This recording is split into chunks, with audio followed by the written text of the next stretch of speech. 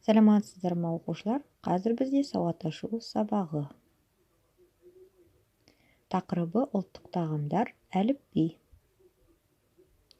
Жаңа сабақты бастамас бұрын өткен сабақты пысықтап алайық. Бірінші сұрақ: қазақ әліпбиінде барлығы неше әріп бар? А әрпінен басталатын 5 сөз айта аласың ба? Наурыз қандай мереке? Рецепт деген не? Ал ендеше бірінші жаттығу. Әліпбидегі әріптерді дұрыс оқы. Келесі екінші жаттығу. Дәптермен жұмыс. Кісі аттарының қай әріптен басталып тұрғанын тап. Ал енді бір сергіп алайық. Орнымыздан тұрамыз.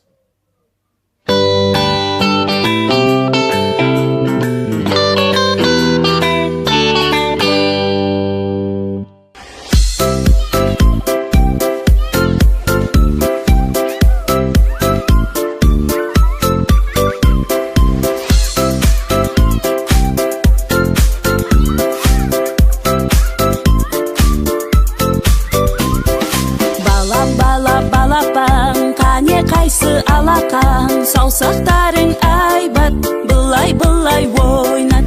Балапан, қане қайсы алақан, саусақтарың айбат, былай ойнат. Бір қадам алға басамыз, алақанмен соқ.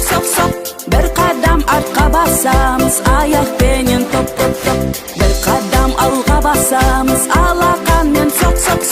Бір қадам артқа басамыз, аяқпенен топ.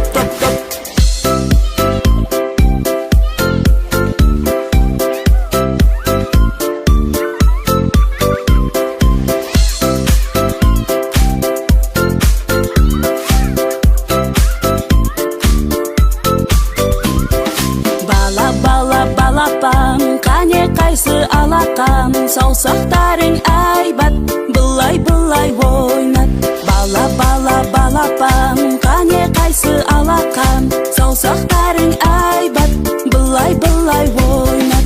Бір қадам алға басамыз, алақанмен соқ.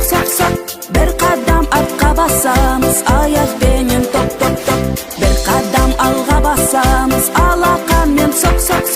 Бір қадам артқа басамыз, аяқпенен топ.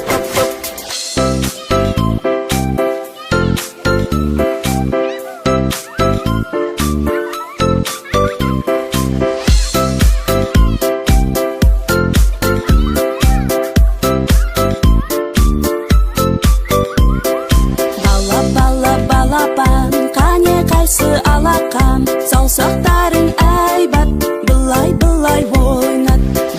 Балапан, қане қайсы алақан, саусақтары айбат, былай ойнат.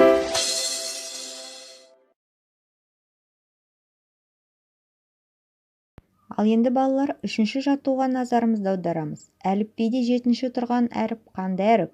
Т әрпінің алдында және соңында тұрған әріптерді ата. Ол әріптерден басталатын сөздерді ойлап тап.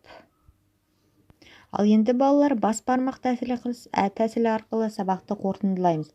Барлығын түсіндім, енді түсініп келемін, түсінбедім. Үй жұмысы 4-ші жаттығу 37-ші бет.